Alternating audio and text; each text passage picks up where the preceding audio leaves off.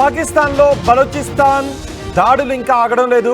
మరోసారి పాకిస్తాన్పై బలూచిస్తాన్ బిఎల్ఏ దాడులకు పాల్పడింది. వారం రోజుల క్రితమే మనం చూసాం.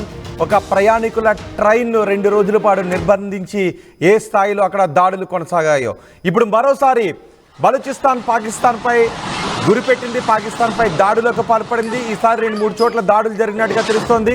ప్రయాణికులు వెళుతున్న బస్సును కూడా బిఎల్ఏ టార్గెట్ చేసుకుని దాడులు చేసినట్టుగా తెలుస్తోంది. ఈ దాడుల్లో 6 మరణించినట్టుగా కూడా వార్తలు వస్తున్నాయి. పాకిస్తాన్లో బలూచిస్తాన్ ప్రత్యేక రాజ్యాన్ని కోరుతుంది.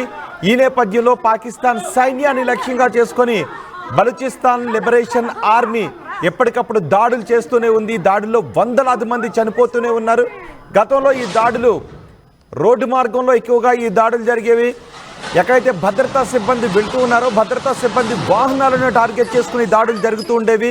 కానీ గత వారం ప్రయాణికులు వెళుతున్న రైలును టార్గెట్ చేసుకొని భద్రతా సిబ్బంది పైన సాధారణ ప్రయాణికులపైన కాల్పులు జరపడంతో